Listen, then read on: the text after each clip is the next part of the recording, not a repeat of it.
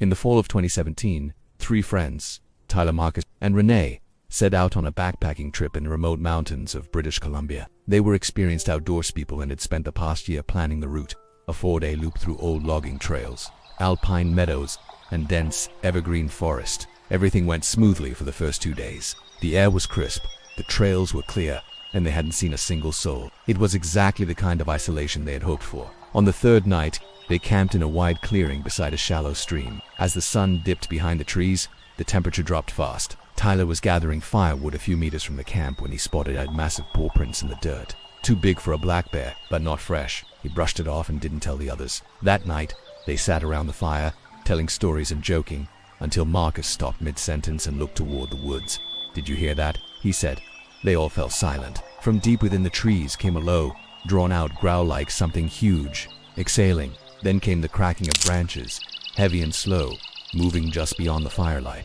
At one point it sat directly between them. They could hear the weight of it pressing into the ground. They had followed proper bear-safe procedure. The food had been hung high, but now it was gone. "Moose," Renee whispered. But Renee later admitted something that chilled them all when the bear brushed against a tent that night. She thought she heard breathing that didn't sound quite like an animal. Gear shredded, food completely gone, deep claw marks in the trees at head height. The bear had stood and marked the area, but Moose didn't growl. They grabbed their flashlights and scanned the Nothing. The sound stopped. They decided to douse the fire and retreat into their tents early. Sometime after midnight, Tyler was woken by the sound of deep, raspy breathing just outside his tent. It was so loud, he could feel it vibrating through the ground. He froze. A shadow passed over the thin nylon wall, massive, slow-moving, circling the tent. It stopped right at the entrance. Then came the sound of claws, scraping, not tearing, just scratching.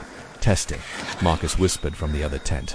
"Tyler, do you hear that?" Before he could answer, they all heard it, the unmistakable sound of the bear snorting, just feet away, followed by the soft tearing of one of their food bags being dragged from a tree. For the next hour, they lay in silence as the bear wandered the camp, sniffing, breathing, brushing against their tents. Eventually, it left. When the sun came up, the campsite was torn apart. It wasn't just passing through, it was claiming them. They packed up immediately and hiked the full day back to the trailhead without stopping. It was pretending,